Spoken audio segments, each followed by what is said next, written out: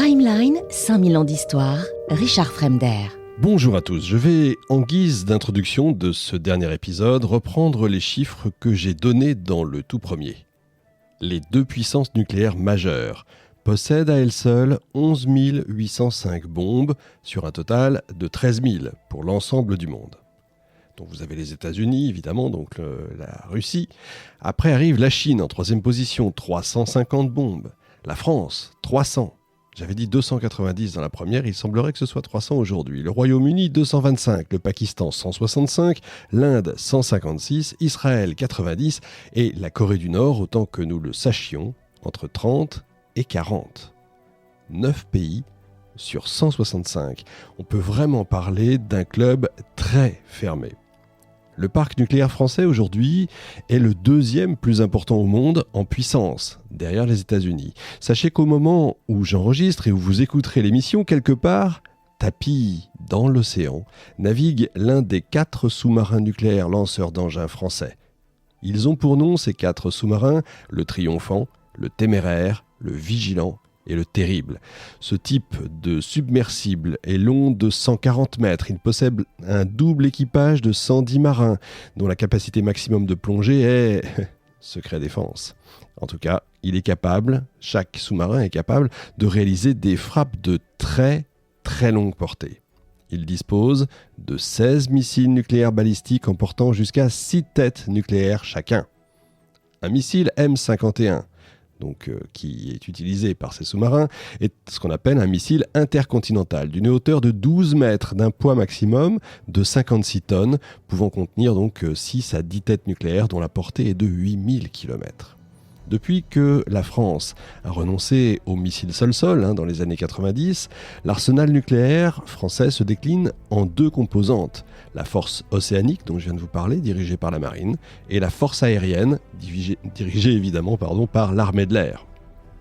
Tuer une fois, quand on peut l'être 1000 fois. C'est ça la doctrine française, et nous allons voir comment nous avons pu y parvenir dans cette dernière partie, intitulée Gerboise bleue.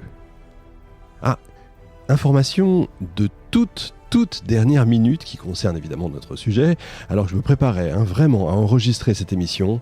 Le président Macron était en train d'évoquer dans un média un partage de la dissuasion nucléaire française pour défendre l'Europe.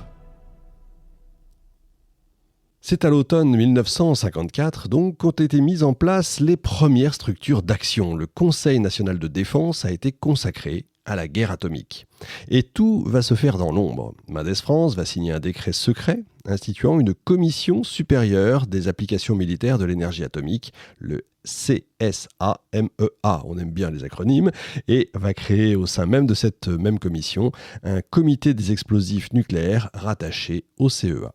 Selon un document figurant à l'Institut Pierre Mendès France, le décret secret de la Commission pour les applications militaires a bien été signé par le président du Conseil lui-même et les ministres intéressés, même si on ne trouve plus trace du décret.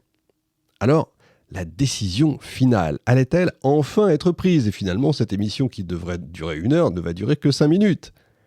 Qu'y avait-il donc de si pressé pour que le lendemain de Noël, le dimanche 26 décembre 1954, à 16h très exactement, on fit venir au Quai d'Orsay un important groupe d'hommes de haut rang ? On était loin des réunions secrètes de ce type tenues à Matignon ou rue Saint-Dominique. Tout l'aéropage de l'atome va passer par les grandes entrées des salles. Il y avait là des journalistes qui ont vu les hôtes de marque entrer dans le palais diplomatique. Les journalistes vont attendre tout le temps nécessaire à la tenue d'une sorte de conclave qui allait durer 3 heures. Il y avait exactement 28 participants, 4 généraux, un colonel, 3 ingénieurs généraux, 5 conseillers, 3 collaborateurs directs du président du Conseil, 3 ministres, un invité de marque, Jules Moch, 4 secrétaires d'État, 3 représentants du CEA, soit en tout, en comptant Mendès France lui-même, 28 personnalités. Ces hommes étaient tous d'avis contraires. Il y avait le clan des partisans de la bombe et forcément le clan des ennemis de la bombe. Il faut étudier l'ordre du jour pour comprendre réellement le fond des choses. Cette réunion avait en effet pour but de préparer le programme atomique de défense nationale. Elle comprenait un projet de loi, un exposé des motifs et ce qu'on appelle un projet de décision. on dispose encore du texte du projet de décision qui restera à jamais sans paraphe et sans signature. L'exposé du projet de loi donnait la philosophie de la démarche. Notre pays se doit, par la fabrication de bombes atomiques et après cette première étape de bombes à hydrogène, de reconquérir l'indépendance lui permettant d'assurer par lui-même la défense du territoire métropolitain et de l'Union française. Le projet de décision, lui, était sans détour. La fabrication de bombes atomiques est décidée. Pierre Mendès France avait sous les yeux un document qui aurait dessaisi tout simplement le CEA de la fabrication de la bombe. En effet, selon ce projet de loi qui figure dans les archives de l'Institut Pierre Mendès France, si la bombe devait se faire, elle risquait de passer aux mains du colonel et futur général Eyret et du général Bergeron, parce que le projet de loi émanait visiblement du ministère des Armées. Or, il s'est trouvé que parmi les 28 participants, un personnage assez mécontent était là et a vendu la mèche de tout ce qui avait été dit au cours de la réunion, qui aurait dû rester totalement secrète. Quelqu'un avait en fait intérêt à ce que le contenu de cette réunion ne reste pas secret. Qui donc avait informé le Monde dans l'édition du 28 décembre 1954 qui raconte l'affaire? Et pourquoi le président du Conseil va adresser des lettres comminatoires aux participants pour déplorer la fuite et demander qu'on organise une enquête? Et cette enquête, on ne sait pas encore aujourd'hui jusqu'où elle est allée. Mais un fait est resté, évidemment, les lecteurs du Monde ont tous su qu'on préparait l'arme atomique française avec l'accord explicite de Mendès France. Et son gouvernement n'avait en réalité plus que quelques jours à vivre. Il faut le savoir, la France n'avait ni l'argent, ni l'électricité pour fabriquer de l'uranium-235. Le haut-commissaire estimait que ce fameux uranium revenait 3 fois plus cher que le plutonium produit dans les piles. Pour des raisons de temps, d'argent et de difficultés aussi technologiques, la France ne pouvait pas envisager de faire une bombe à l'uranium-235 de type Hiroshima. Elle ferait donc une bombe de type Nagasaki. Le pays n'avait pas le choix. Ou il faisait du plutonium et il aurait peut-être une bombe, ou il faisait de l'uranium-235 et le projet semblait devoir éclore alors au calende grec.